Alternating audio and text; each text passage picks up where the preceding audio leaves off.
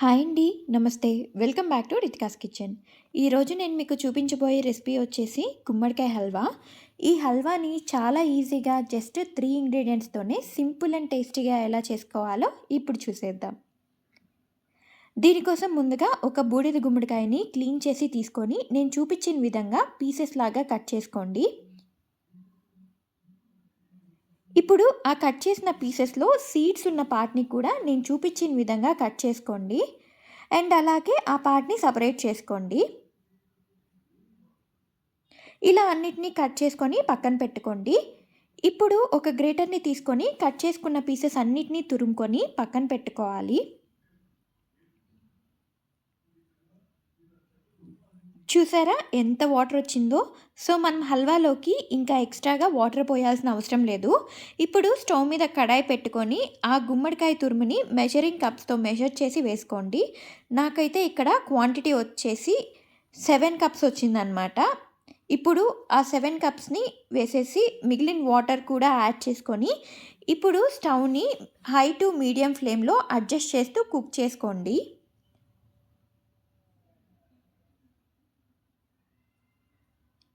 ఇలానే కలుపుతూ ఆ వాటర్ కొంచెం డ్రై అయ్యేదాకా కుక్ చేసుకోండి.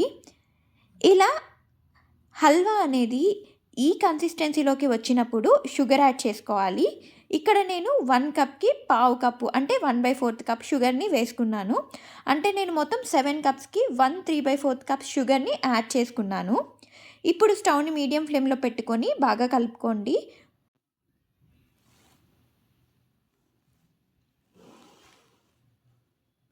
షుగర్ మొత్తం ఇలా బాగా మెల్ట్ అయిపోయాక ఇందులోకి 1 స్పూన్ ఇలాచీ పౌడర్ అండ్ పావు కప్పు గీని వేసుకొని ఒకసారి మిక్స్ చేసుకోండి.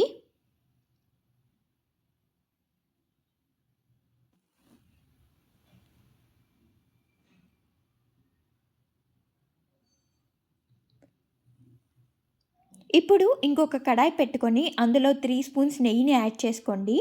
అందులో కొన్ని జీడిపప్పును వేసుకొని ఫ్రై చేసుకోండి. అలాగే కొన్ని కిస్మిస్‌ని కూడా యాడ్ చేసుకొని ఫ్రై చేసుకోండి.